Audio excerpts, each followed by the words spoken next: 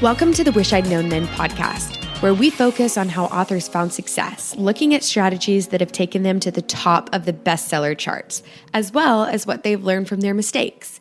Because being an indie author is more than knowing the latest marketing trend.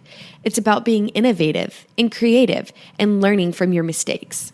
Welcome to the Wish I'd Known Then podcast. I'm Sarah Rosette. I'm Jami Albright, and today on the show we have LB Dunbar. Yes, we do. It's so good. Yes, this is a great interview. We talk about how she transitioned to full-time, and she talked about focus and how she focused on meeting her financial goals so she could transition to full-time. Right. And it was really good.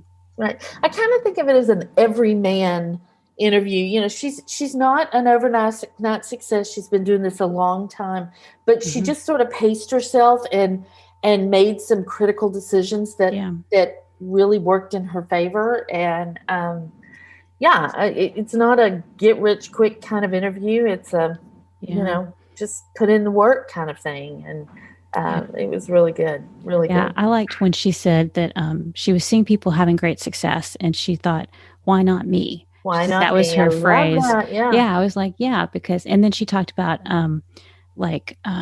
pacing herself to get to her goals. And that's something that hardly anybody talks about. Right. You know, like, because human nature, we want to achieve now, and we want to quit our jobs now. And she talked about how she realized she had to pace herself reaching her financial goals and also in her writing.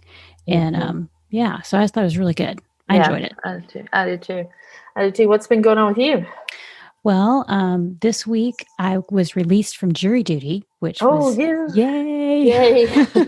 Because, and I thought about later, I thought this is one of those things that, like, you just can't control certain things in your life. Can't control like getting sick or, things that happen with your work that may impact your family, that may impact your work. And so this one, it would have been for a grand jury, and I would have had to be downtown 2 days a week for the next 3 months.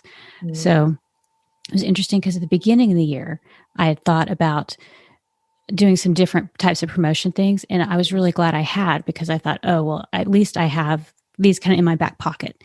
But I could still do them, but I don't have the pressure of having to be somewhere else 2 days a week. Right.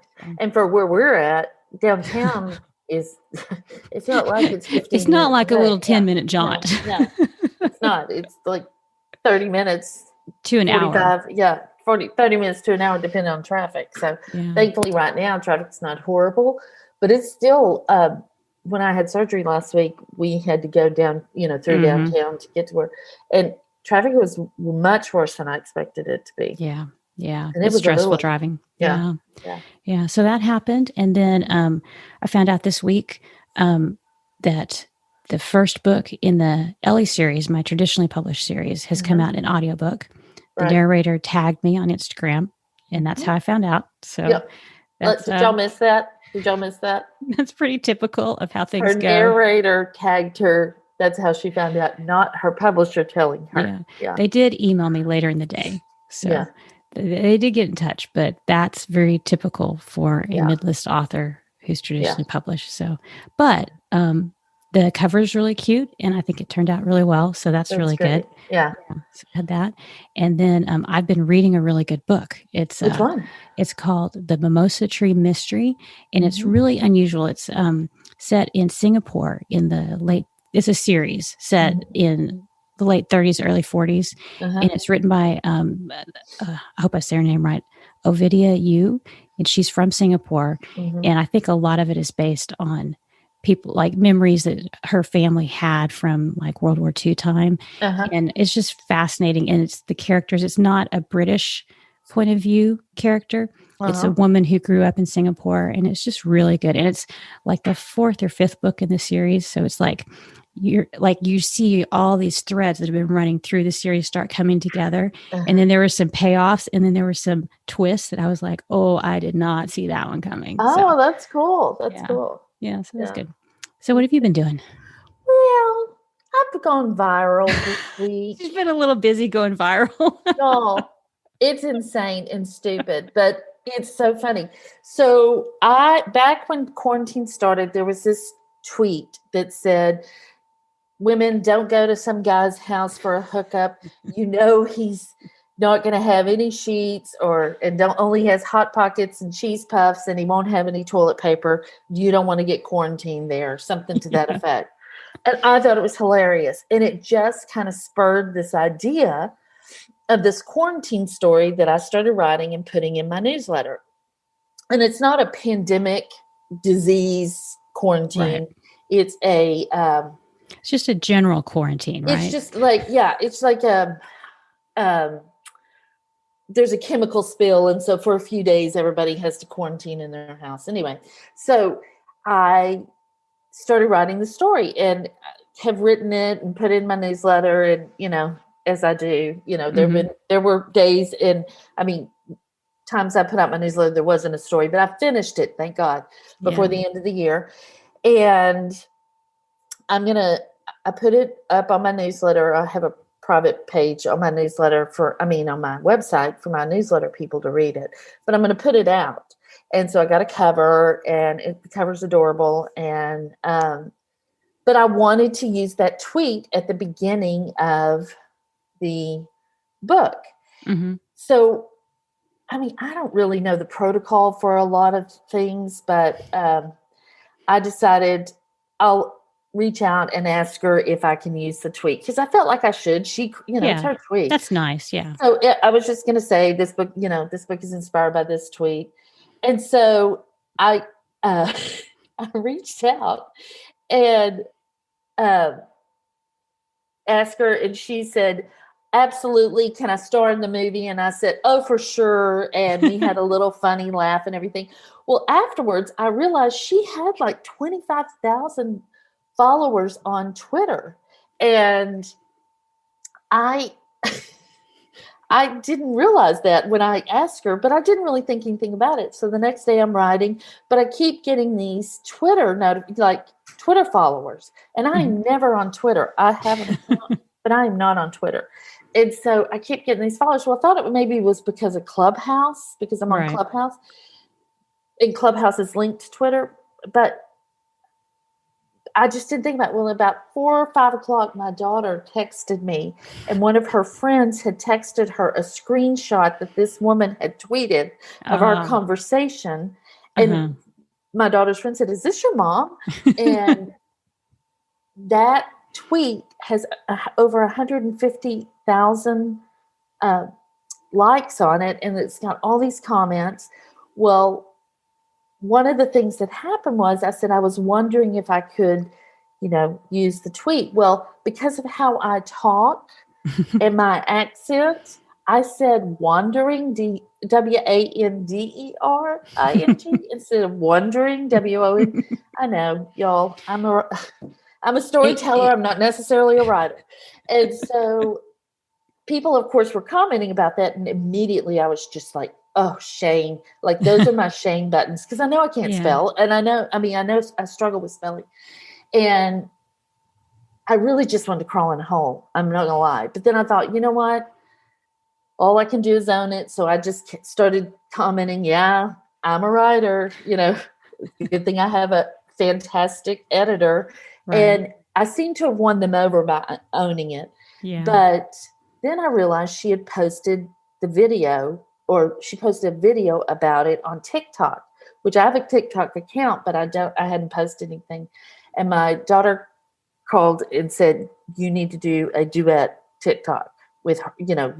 So a duet is you play her video and then you respond to it on, on your side, kind of thing. Yeah. Yeah. So I did. I actually lifted a card up that said wondering, WOND. But y'all, I had to write wondering backwards so you could read it. That took longer than anything. Looks great though. I know. Y'all, let me look real quick. That video, that duet video has 86,000 views, y'all. 86,000 views. And it has 25,000 likes. Not bad. Not bad. I know, just stupid. So anyway, I went viral. I can't tell you my life has changed at all. I did put the book up for pre-order, and so and I didn't tell anybody, any of my followers. I just kind of posted it on TikTok, and I have pre-order, so that's cool. And I do have a few people that on TikTok that have been asking me, what book should I start with, or do you have other books and stuff? So that's cool. But I was telling my daughter last night, I said, I'm feeling very anxious about all this. And she said, I know it's a lot. And I said, it is a lot. But what it is I felt like that I have been saying, buy my book, buy my book, buy my book, because I don't want to lose this opportunity in front of this many people. But that's not really who I am. I don't generally do the whole buy my book thing. So today I'm going to post some more TikTok videos, a couple more, and I'm not going to say anything about buying my books or anything because that's not who I am. There are other things I can talk about or do. And well, I don't think it's bad to just let people know that you have a book. Right. And that's kind of what you've done. That's but now you're going to transition to something else, which is the way to do social media. So. Exactly. But it's hilarious. I mean, like my kids can't believe that their mom has gone viral. That's hilarious.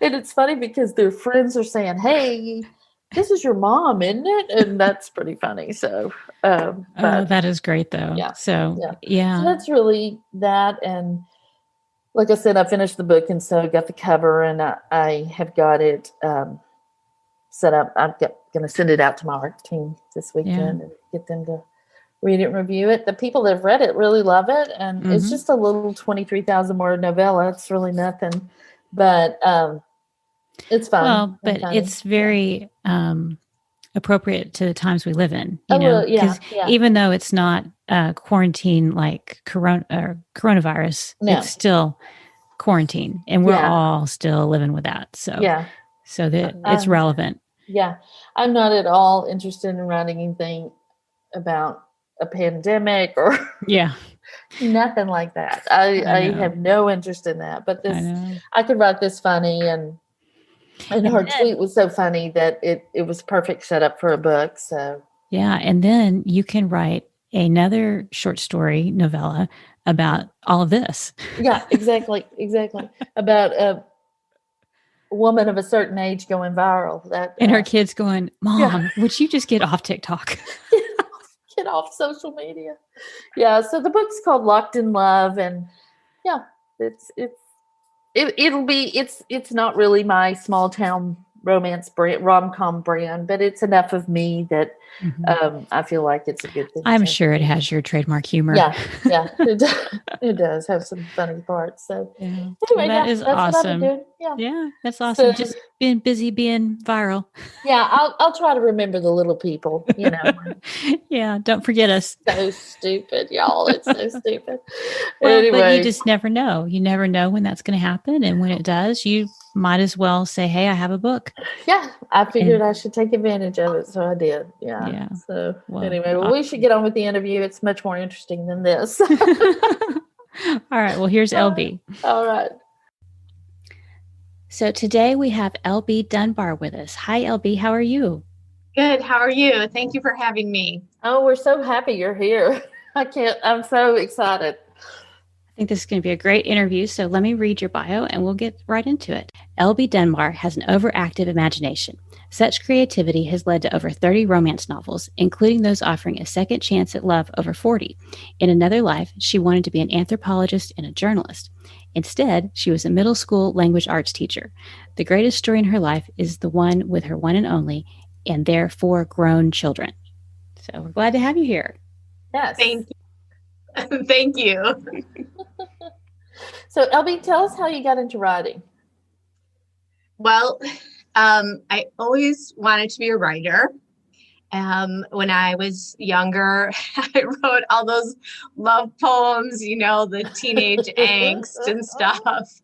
And I always had in the back of my head, though, that I wanted to write like the great American novel. And I remember very specifically telling a friend who said, why does it need to be great? Why can't it just be a good story that people enjoy to read?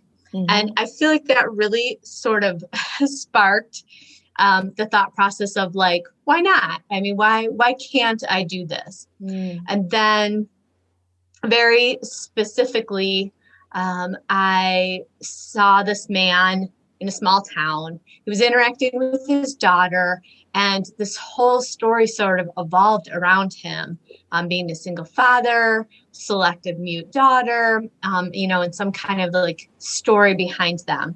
And it really took off, and it took me 3 years, but eventually I published my first book, Sound Advice. And that's literally how it started, though, was seeing this man in this small town and just the story not letting go of me. So that's amazing. That's wonderful how just like a little snippet of something can grow into a whole novel. It's just, it is quite strange at times because people ask, how do you get your ideas and where did the idea for this book come from? And it's like, it's hard to describe. Sometimes it's a one thing or it's a combination. It's very interesting. Right. But I love that advice your friend gave you. Why does it have to be great? I just love that. I mean, we want it to be great, but I think that does stop a lot of people from writing because they're afraid they can't make it great. So I love that. I think that's true. At the time I was comparing myself to The Great Gatsby, to F. Scott Fitzgerald. And I was like, that's the kind of novel I want to write. And she was like, why? So it's kind of true. I mean, I'm not saying there aren't great romance novels that are exactly inspiring, but those were pretty big aspirations, I guess. Yes. Especially for a first novel. That's a lot of pressure. Yeah. Well, so what is your definition of success? I think about this all the time, and I think my definition definitely changes. At the moment in 2021, I would say my definition is undefined. But in 2019, my definition of success was the fact that I could eventually leave my full-time job. I always had what I called like the 10-year plan, that I would continue working the day job. And then in 10 years, I would be able to write. And then it was down to 7. And then a lot of stuff was happening at the day job. And I was like, I just want to get my youngest through college. And then 2018 happened, which I'll talk about in a couple of minutes. And so by 2019, I was like, this is it. I want to dedicate myself fully to writing and not having the outside distraction of having a full-time job. So in that year, that was success to me, was that I'd made it to that next level of this is my job and my love. I hate to call it job because I do love writing. So it's not, sometimes job has a negative connotation to it. Right. Yeah. So what do you wish you'd known about writing and craft when you started? Pacing. I wish, and grammar too. I don't think I was the strongest writer per se. Like I could tell a story. And even though I was a language arts teacher, though, I really didn't have I don't have a large vocabulary, and I didn't have a good grasp of grammar. And then pacing for a story. I'm not sure that I always had that kind of ebb and flow that you need to really keep people turning the page. I'm not even sure I have it now, but I definitely think I'm getting a lot better at it than when I started. I definitely say you have it now. Aftercare is one of my favorite books of yours, and really one of my favorite books. And I just couldn't wait to see what happened next in that book. So yeah. Thank you so much. You're welcome. Well, what about marketing? What do you wish you'd known about marketing? Everything. That's by far the most common answer. When I started in 2014, I'm not even sure that KU existed, or it might have just been newly born, but I did nothing. I mean, I posted in lots of random groups, but I knew nothing about advertising. And that went on for years. And then Mark Dawson happened, but to be honest, I couldn't afford his class. And so I never took it. I just took bits and pieces that people were willing to share. Jami is one of the people who is very generous with information. And then Sky Warren happened. And I really will say that for me, Sky Warren's classes on Facebook kind of like turned the light switch on. But at first, I spent probably a good 4 years knowing nothing about marketing.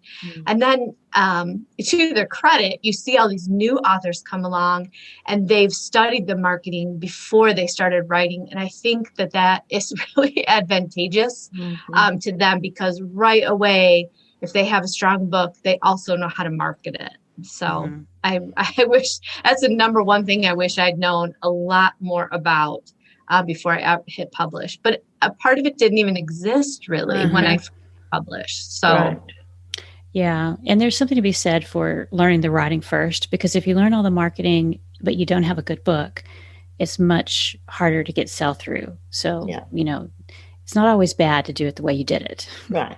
And the marketing advice at the time I published, everybody's advice was write the next book. And then it was, it takes 5 books before you've sort of broken out. Well, by the time I had 5 books out, the whole system had already changed. 5 books didn't matter. You still needed either that one great book, or you needed a lot more books and a lot more experience to be recognized. So that's the other thing is, you feel like you've just learned something from the marketing and it'll change on you. So Yes. Yeah. That is true for sure. Right. Yeah. So what assumptions did you make at the beginning of your writing career? Looking back, did they turn out to be right or wrong? Well, at the very beginning of my writing career, I thought traditionally published was better. I'm older, so I'm old school. And I sent, 2 things happened really at the same time. I sent in my manuscript, Sound Advice, and was rejected like constantly. And at that time, sometimes you didn't even get rejected. You just got nothing. That just meant you were rejected. But also, I started investigating this independent publishing. And my first novel I ever wrote was back in 2005. And I never had it published. I had people read it. They liked it, but I didn't know what to do with it. And in 2007, an author friend in the neighborhood, he writes mysteries. He said, well, there's this new thing called ebooks coming, but it's never going to make it. That was in 2007. He said, it's never going to make it. And he's like, and it costs a lot of money to do it that way. But the more I started investigating in around 2013, when I knew that I was going to publish, I was like, you can do this. I mean, everybody's doing it. Like Colleen Hoover, I call her like the grandmother of success. I mean, her and like Abby Glines and Jamie McGuire, they all did it on their own. So it was like, and ebooks definitely were not making it. Right. So, I think that was, my first misconception, of course, was that traditional was better because I'm a control freak. So I don't know that I could have a traditional publisher. Right. I don't even try anymore. It's not something of interest to me. No, me either. Yeah, I kind of learned that lesson even before I published, because I was sort of like you. I grew up in RWA, so Romance Writers of America, that was the thing you did. You went to conferences, you pitched to editors, and I pitched, I was pretty sure I was going to self-publish, but I was at a conference that my RWA was hosting, and we had a hole for pitches, and they didn't want the editors and the agent to sit there. So they just asked me if I'd pitch, and I said, sure. And they loved the book. Like, they wanted the book. They're laughing. I go on and tell them about the second book because I'm not stupid. And I'm like, and this happens, and they're laughing, and they are fighting over this book, literally sitting there fighting over this book. But then one of them says, did you say it's a rock star? And I said, yeah. And she said, oh, you'd have to change that because rock stars don't sell. And then she said, and the second book's about a lawyer. Yeah, they don't sell either. You'd have to change that. And I'm like, she said, people want just normal men. Like women just want normal men. I said, running from a mechanic is a restraining order. Like running from a rock star is my book. But that was such a good lesson because I thought, you know what? They don't want they like that I could tell them a story that made them laugh, but they don't want my book. And I'm not going to change it because of some trend they think won't happen for 18 months. So, right. And at the time there were like in the top 50, there were like 12 rock star books in the top 50 or something like that. So, rock stars sold. So yeah. And they still sell. They still sell because you and I both write them. Yeah. Crazy. Well, you said that, or some of your books are about love over 40. And was that a niche that was not being served by traditional publishing? Well, at one, I didn't know other than, so the backstory with writing over 40 is, in 2017, I pretty much was going to quit writing. I was not making it. Like I had a nice little following, but 2017 was just like not a good year. The things that I published were just kind of all over the place. And I started writing something in my newsletter, and my readers were like going crazy. They were like, this has to be a novel. And the story was also taking off in me. Like I was kind of like, oh, this is a little more than 5,000 words, for my newsletter. And so I wrote Aftercare. And previous to that, though, I had published The Sex Education of M.E. And when I did that, my beta readers were all young, and they all said to me, no one's going to want to read that. No one wants to read about a woman who's a mother, who's older, who's having sex in a minivan. And I was like, I don't know. I kind of think people might.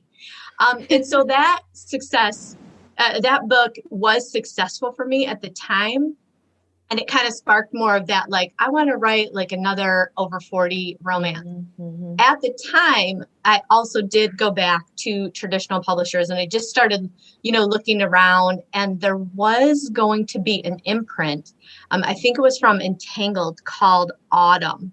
And it was like the whole premise was that they wanted all these older characters.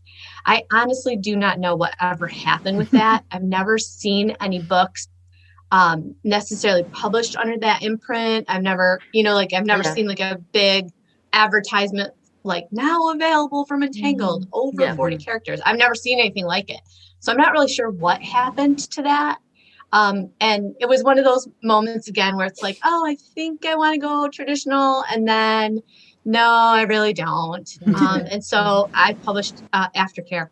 And I'm going to tell you, and Jami already knows this, I attribute a lot of success of Aftercare to Jami, because the first thing she did was she messaged me like 2 days later, and she was like, get that thing in Kindle Unlimited.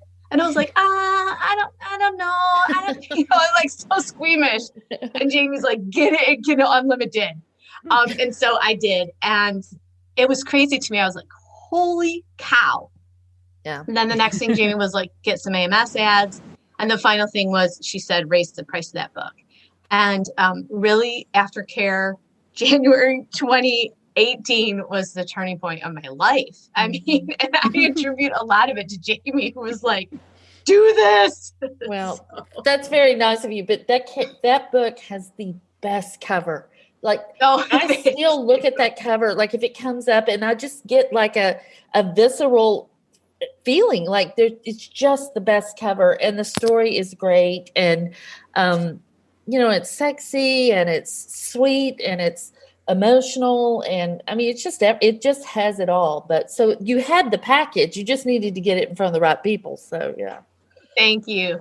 I also too, you asked about over 40 being a niche, and again, I'm not sure, because what's interesting about romance is that it's really large, and you're really only in this small little corner of the amount of people who write romance. But I had gone to a conference where I was asking a lot of questions about over 40. And the only person that anybody could ever mention was Kristen Ashley, who is amazing. But she was the only name when people kept saying like, oh, well, I've heard of someone writing over 40. It's her. And I'm like, that's it? There's only like one author doing it? That doesn't make any sense. Right. And so I became determined. Maybe this goes back to the success question. I became determined that I would like my name to be in that hat. When people say, I'd like over 40 characters, I want people to say, Albie Dunbar writes them, not just Kristen Ashley. So yeah. I think a lot of times that is a really good sign. Not always, but like if you can find something and there's only one or two people writing in it, or there's only one or two big authors, that may mean that there's room for more and that there's readers hungry for that. So that's great, I think. And I mean, when you consider the age of most romance readers, I mean, they are over 40. The majority of them are. And so it just stands to reason. Now, some people don't. They like the fantasy of the younger whatever, but yeah, I think that, I mean, you just hit a great niche. I really think you did. I don't mind new adult. I think part of it is too that new adult and indie came together at the same time. And so at first it was really that was the age category that was available to read. And so there was such a fantasy around it. You're right, Jami. Yeah. But then for me personally, as my children reached the age of that new adult, I just didn't feel as comfortable writing that. And I also think that there's so many things that over 40 people go through. I mean, like the women that I worked with who were nearing that age, and they were, they had not been married, or some were getting divorced and dating. It was just like, there was a whole kind of like new world in their stories at an older age that are kind of similar to new adult, when you're first like finding yourself. So, right. Yes, that's very true. Yeah. Very true. Well, we also like to touch on mistakes and lessons learned in the podcast. So have you ever made a mistake that turned out to be a good thing? Probably. I'm not going to call it a mistake, but I'm going to say my gut feeling with aftercare, because like I said, I really was ready to quit. I was like, I'm going to publish this book in January because I promised my readers that I would. And then I'm done. Like if this book doesn't take off, I'm done. I have to accept that I am not a writer and I'm not going to make it in this industry. So I feel like it wasn't a mistake, but that was like a gut feeling that maybe it wouldn't be a mistake, because people had said that. Like I said, people said no one's going to want to read people over 40. And I was, do I listen to them or do I not? Right. So mistakes that turn out to be good would be that. Mistakes that turned out to be negative, which I think is your next question. The list is long. Yeah, the next question is like, have you ever had a brilliant idea and that you thought, this is it? This is the best idea I've ever had that turned out to not work? Yes. In a few ways, like I think the first is cover ideas. I've had some great covers, and then no, they just, they didn't work. Sadly, one of my personal favorites is Redemption Island and Return to the Island. They're a dark romance that I wrote, and they're books that nobody ever reads. And I love them. Like if people say, what's your favorite book? I still go back to being like, those were my favorites that I wrote, but nobody reads them. And it's not really that it was a mistake, but it obviously doesn't fit my niche at all. It doesn't fit my branding at all. So it's really a story that maybe I should just held on to. I don't know. An outlier then. It's just an outlier for your brand. Definitely. And I think the other mistakes that I've made is believing that a PR firm would, be sort of like a Band-Aid, would solve everything. Yeah. Because what I have definitely learned is not all PR firms treat all authors equally. Correct. The green of my money doesn't match the green of others, I guess. And that was a really hard lesson, actually, because when you're thinking of writing as a business, you want to believe that everybody in the business is in it for the business. And that's not true. No. Yeah. Yeah, that's very true. And it's a hard lesson. I've had to learn that too. So, yeah. What's the biggest mindset change you had to make during your career? Bank over rank. Yep. That's hard, isn't it? Yeah. I think because partially again, because I didn't understand the marketing. So I didn't understand what rank really meant. That over time I had to let go of the idea that, lower, because really that's what it is. The lower your numbers, meaning like number 1, number 5, number 10, doesn't always mean everything. Especially if it's, as you know, it comes and goes in waves. Like one day you're at the top and the next day you could be down at the bottom again. So for me, I really had to accept that, like, I'm not going to look at those numbers. I'm going to look at how this is filling my pocket instead. Even though truthfully, I'm not driven by money. To be a writer, I don't expect to ever be a millionaire. But I mean, you have to make enough money to sustain the process. Right. So that became a big focus for me. Yeah. Well, that's a good transition to our next question, was about like hitting your financial goals and how you did that. And I think that it's great to have financial goals. And as a writer, I've always wanted to make money from my writing. I didn't want to just write for fun for me. I wanted people to read it and I wanted to sell it. So tell us about how you went about hitting your financial goals.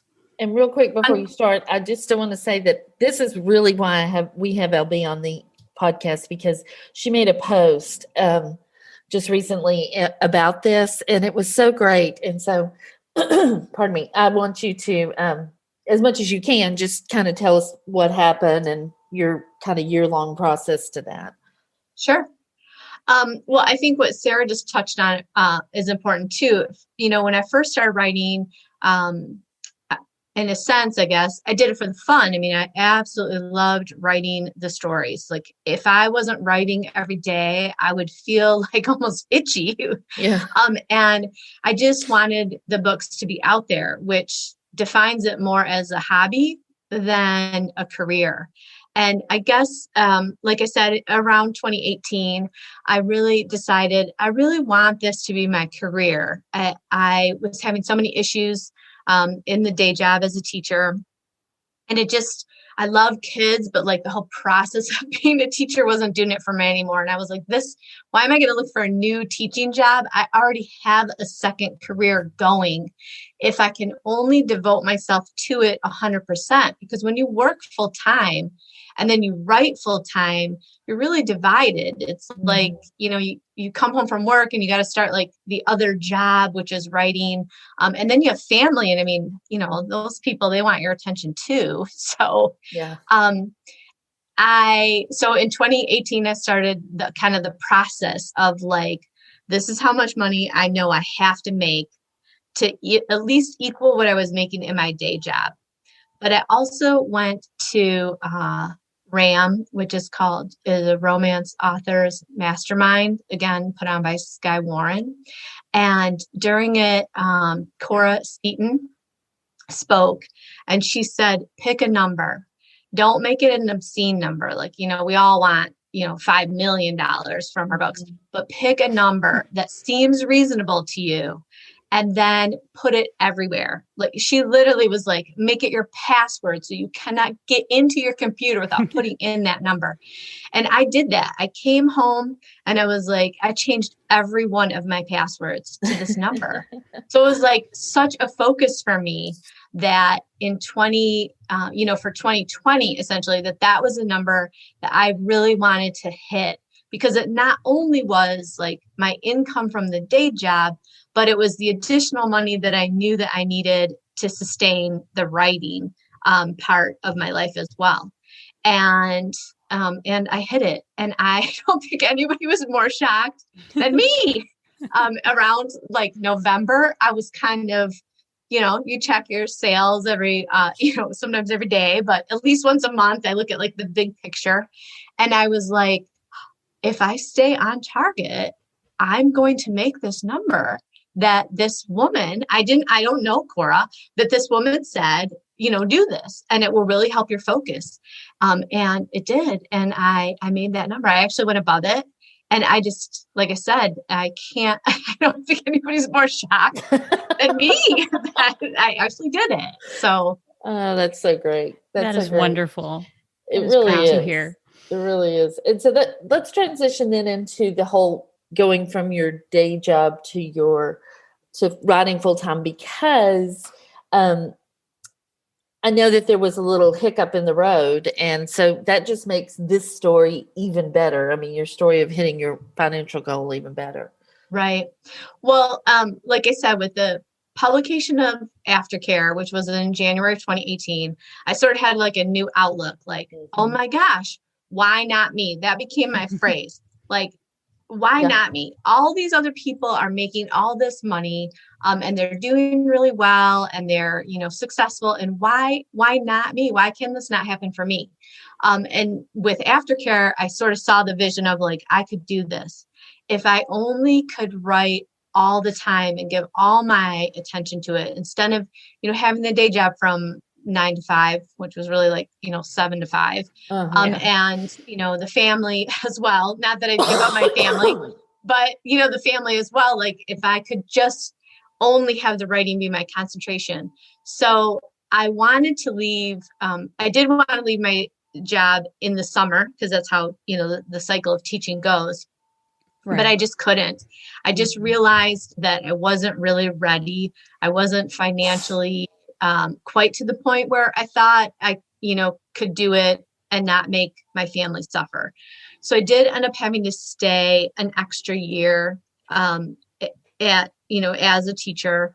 And during that time just became like the focus time. Like I learned all Facebook ads, I learned AMS, and I just kept learning more about craft a little bit too, just to improve what I already felt was going to be my new brand. Because before, I mean, Aftercare was like something like my 20th book, my 18th book.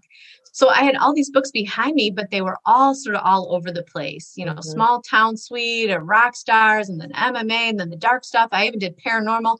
I was all over. I didn't have a brand for myself. And so it was really the second time in my writing process where I said, who do I want to be? How do I want to come across? What do I want my image to be? And then again, like I just, in 2019, even though I knew I was going to be leaving, I just sort of like bided my time that last semester. Sorry to my students, that last semester of school, and then left in June of 2019.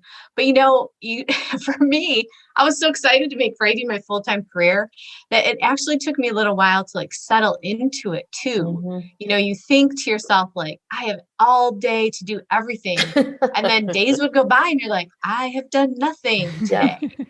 So it took a little while to find, some kind of groove. And my groove is always changing, but I mean, now I'm pretty entrenched in like, how much I devote to marketing, how much I devote to writing, that kind of thing. I just think that's so smart, because you knew you needed to stay in the job, which I know that wasn't, you were struggling in. Right. Just because it wasn't a great situation, I think. And, but you also took that time to, the brand thing. You wrote over 40 books. You set yourself up so that when you did quit, you were ready to go. And I just think that's so smart. Right. Well, I think that, like I said before, I think that's sort of the advantage to some of the new authors that come out, is that they've not only written a great book, but they've taken the time to learn the marketing first. Right. I mean, when I hit publish, I didn't even know what a blogger was. Like I had joined Facebook in March and I published in June. I never used Facebook before my life.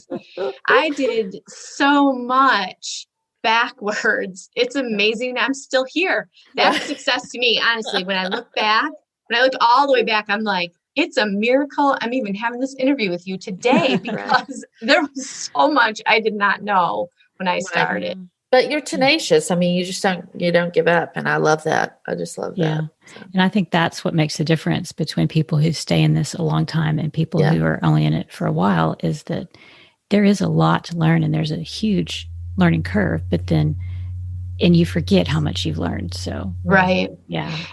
And the, a lot of the authors that I started with, there's kind of like twofold. There's like the group of people that I interacted with often when I first started, and I don't see any of them still publishing. Mm-hmm. And then there's people that I didn't know who published at the same time as, and they've skyrocketed. Like Megan Martin is the one that I use most.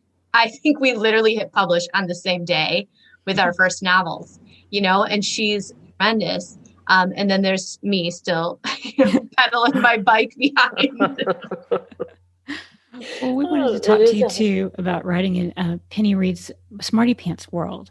Can you tell us how that happened and how that's affected your other book sales and how that's going? Sure.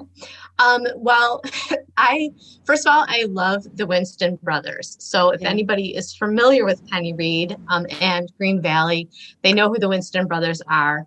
And it's really, it's small town, big family, which I love to read. And I also love to write. So I was very familiar with the Winston brothers. And then this was a fluke. I was illegally on Facebook at school. Like my students were doing something and I'm scrolling Facebook and this ad pops up and it says open submission for authors to join Penny Reid's world. And it's funny because this actually goes back to a conversation with Jami, because we were talking about advertising and Jami made a comment like, if her AMS ads could be on Penny Reid's page, like that would make the world a difference. And I was like, I know, like if only I could somehow connect with Penny. And then like, it seemed like a month later, here's this advertisement for submit to Penny Reid's world. So I wrote a chapter for a character that was already within Penny's world. And they were over 40, the couple's over 40. And I really, honestly, I wrote it, I submitted it, and I was like, she's never going to select me. Mm-hmm. And then I got selected. And at the time, I couldn't use those characters because Penny had plans for them.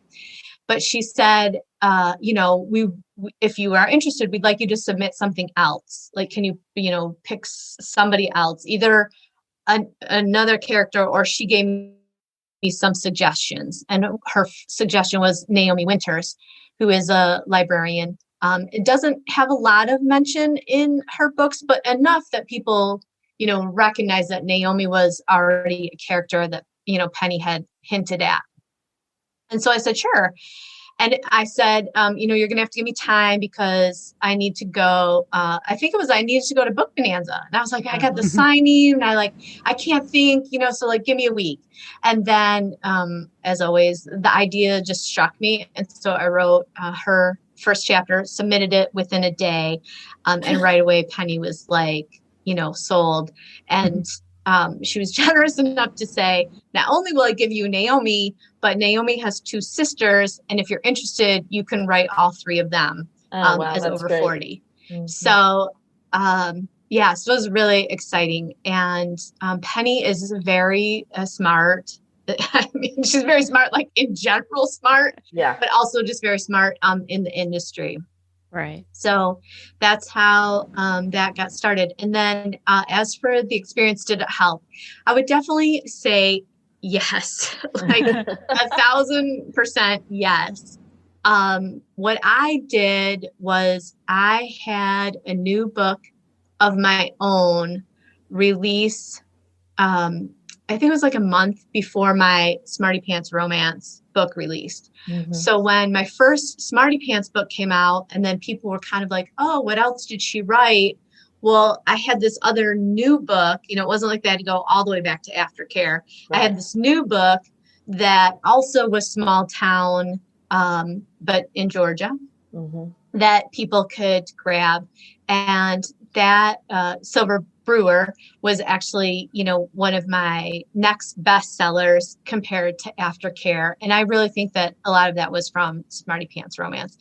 And I'm not afraid to say that, in all honesty, for 2020, Smarty Pants Romance was 10% of my income, which I think is a lot. When I talk to other people who are in other worlds that they write in, the processes are all very different for each author, which is very interesting with each overall author. So like Penny's world is very different than like Vi and Penelope's world. And it's interesting to learn from each other the differences. So, if other people are making more than 10%, that's great. But like for myself personally, 10% of my income being Smarty Pants was huge. Yeah.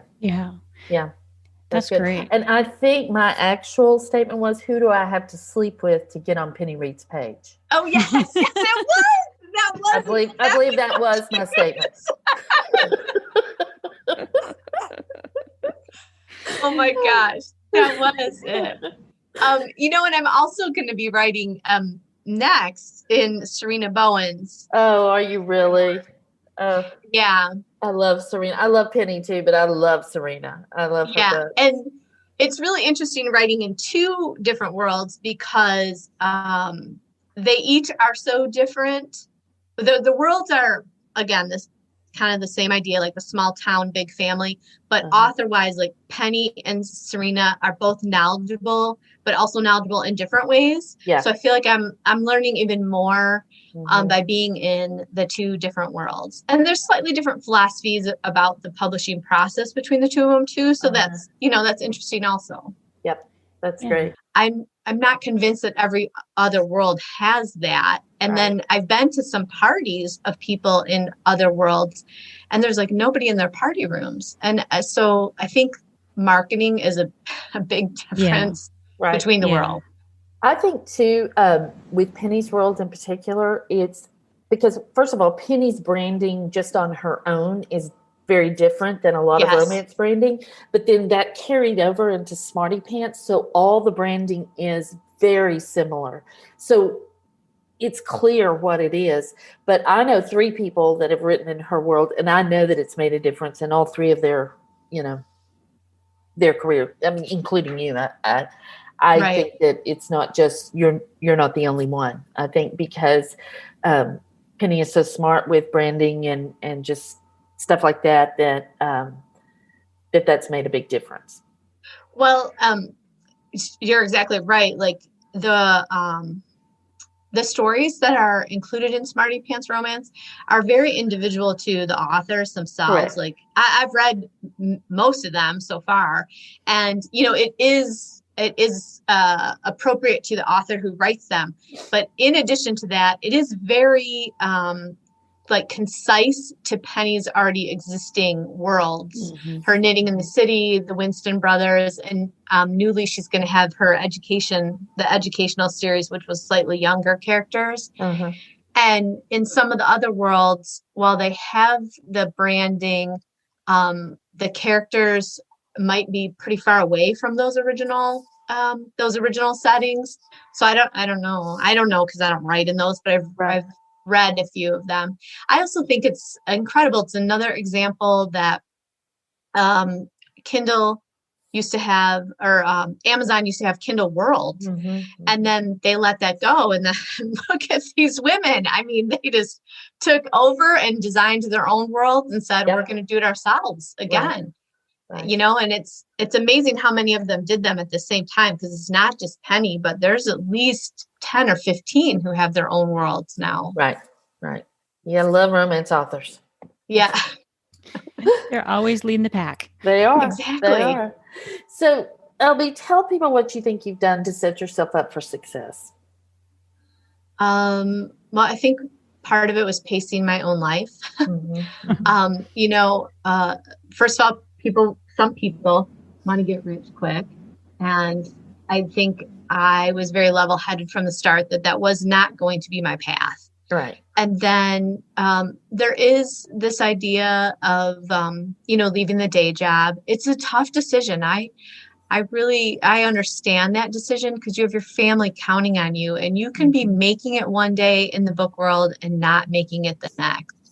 And I think for me, I just needed to reach a point where I felt financially comfortable enough to let go and then invest in myself, because I think for the longest time, I still do this. You ride the roller coaster of like, I'm good enough. I'm not good enough. I'm good enough. I'm not good enough. And I think that you kind of have to reach a point where you say, whether I'm good enough or not, I'm going to devote everything I have to this. And then if it doesn't work, then at least I know I tried with 100%. Because for me, working and then also writing, I felt like I wasn't giving 100% to either one of them. So for me, I just think that it needed to, take the years it took to keep the day job and just keep writing more books and publishing as often as I could, which I do publish 4 or 5 books a year. Yes, So you do. You're very prolific. Yeah. So, for me, that was the way I feel like I've gotten to the point that I'm at now, which is that I'm sitting in my daughter's old room, painted yellow, and it's now my office. And this is where I work every day. So that's great. That's great. Great advice. Yes, this has been fantastic. Yeah, so we're really so happy you came and talked to us, and tell people where they can find out more about you. Amazon, of course. I'm 100% in KU at the moment. So Amazon is a great place to shop, but I'm also on Facebook way too much. You can always find me on Facebook. My Facebook group is called Loving LB, and I spend a lot of time in there. If you like sexy silver foxes, that's pretty much all we talk about and share pictures. But we also, most of my readers are older, so we share a lot of stuff about us being older women and the things that we go through at our age too. So that's great. Thanks for listening today. You can find all the links to everything at the wishidknownthenpodcast.com, and we'll see you next week. Bye, everybody. Bye. Thank you. Thanks for listening to the Wish I'd Known Then podcast. We hope this episode inspired you, empowered you, and made you laugh a little bit too. If you loved it, tell your friends about it. And if you feel so inclined, leave us a review. We look forward to being with you again next week.